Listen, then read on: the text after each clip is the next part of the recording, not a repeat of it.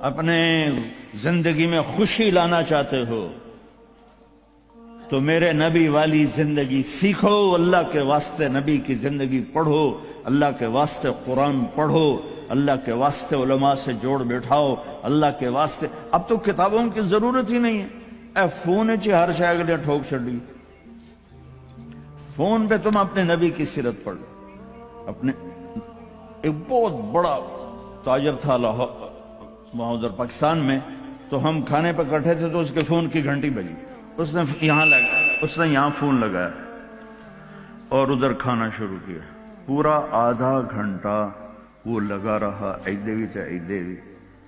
میں نے کہا توڑے نہ کاروبار دا کی فائدہ، تسی تو روٹی جوگے بھی نہیں رہ گئے۔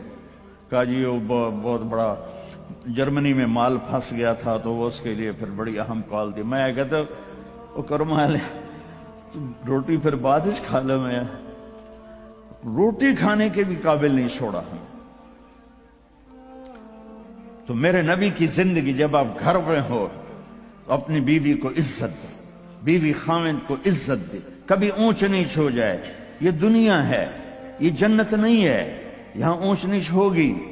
علی و فاطمہ سے بڑھ کے کون سا گھر لاؤں میں آپ کے سامنے؟ میرے نبی گھر میں داخل ہوئے بیٹی کے تو دیکھا آپ ذرا غمگین بیٹھی ہیں، تو آپ نے پوچھا بیٹی کیا ہوا؟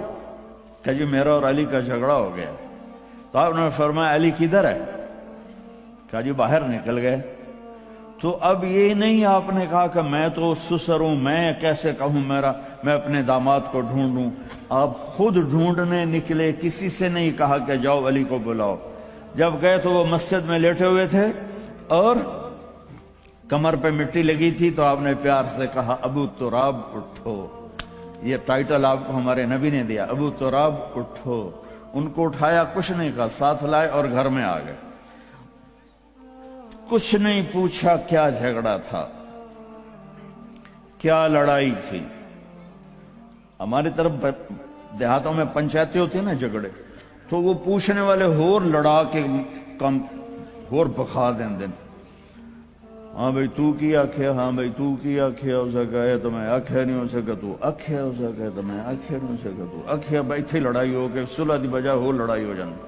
میں قربان جاؤں، میرے نبی تشریف لائے اور آپ نے ایک لفظ نہیں بولے، اور آ کر آپ ایسے نا لیٹ گئے، زمین پر لیٹ گئے، زمین پر۔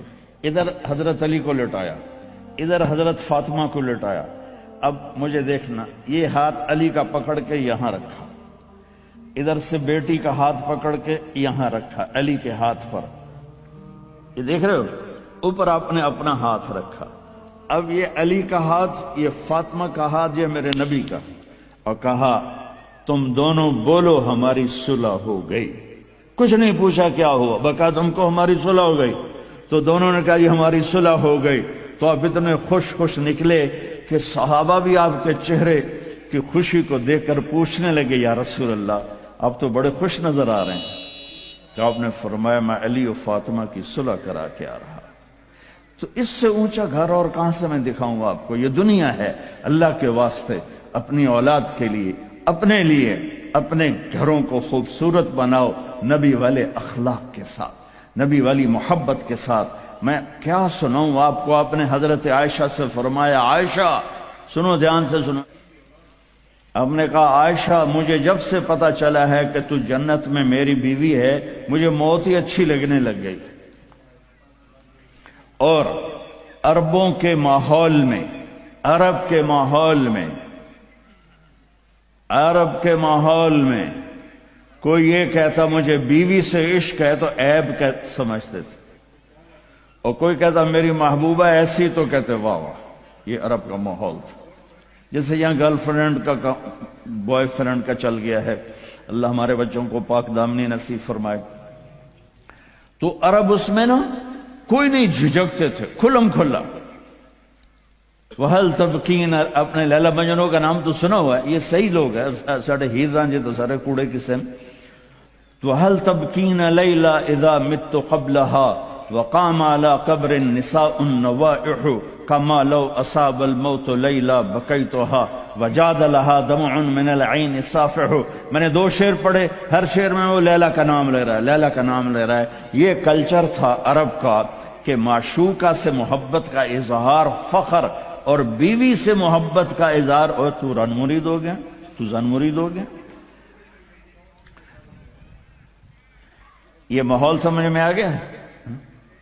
اس ماحول میں ایک شخص مسجد میں آتا ہے اور ایسے محفل لگی ہوئی ہے، اور آ کر پوچھتا ہے یا رسول اللہ آپ کو سب سے زیادہ کس سے پیار ہے؟ من احب الناس الیک۔ تو آپ نے اس کے کان میں نہیں کہا اور آتے دسو، آپ نے زور سے فرمایا عائشہ سے۔ اللہ، وہ تو ہل گیا۔ آپ نے کہا عائشہ سے، اس کو تو توقع نہیں تھی، تو گھبرا کے کہنے لگا یا رسول اللہ میرا یہ مطلب نہیں تھا، میرا مطلب تھا مردوں میں کس سے زیادہ پیار ہے؟ تو وہ آپ نے کہنا تھا ابو بکر سے، تو آپ نے ابو بکر نہیں کہا، آپ نے کہا عائشہ کے ابا سے۔ اس عائشہ کا نام دوبارہ لیا، انہوں تھوڑا جا پانی پیوا مناسب۔ اپنے گھروں کو آباد کرو محبت کے بول سے، محبت کے رویوں سے،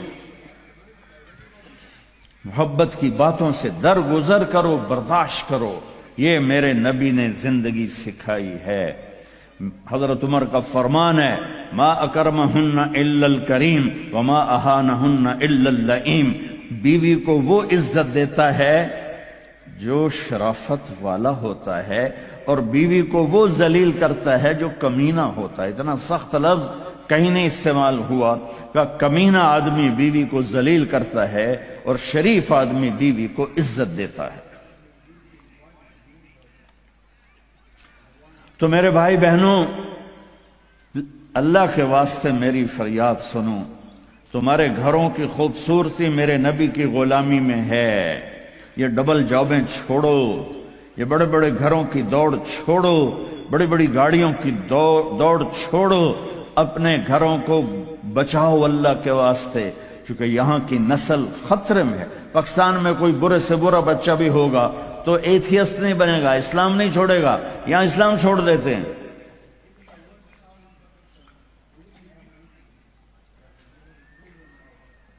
میں آپ کو اپنے گھر کی بتا رہا تھا، ایک بچہ مجھے ملنے آیا، کہنے لگا جی میں نے پورے پاکستان میں ٹاپ کیا ہے ایف ایس سی میں، اور کنگ جو ٹاپ کرتے ہیں وہ کنگ ایڈورڈ میڈیکل یونیورسٹی میں جاتے ہیں۔ تو 2 دفعہ میں خودکشی کی کوشش کر چکا ہوں، پلز کھائیں، گولیاں، لیکن وہ زندگی تھی بچ گیا۔ میں نے کہا بیٹا تو چھوٹا سا ہے، تو نے یہ خودکشی کی کیوں یہ تو نے قدم اٹھایا؟ کہا جی میرے امی اور ابو اتنا لڑتے ہیں کہ ڈسہارٹڈ ہو کر میں 2 دفعہ خودکشی کی کوشش کر چکا۔ ماں اور باپ کی لڑائی نے اتنے بریلینٹ قابل بچے کو مرنے پر مجبور کر دیا۔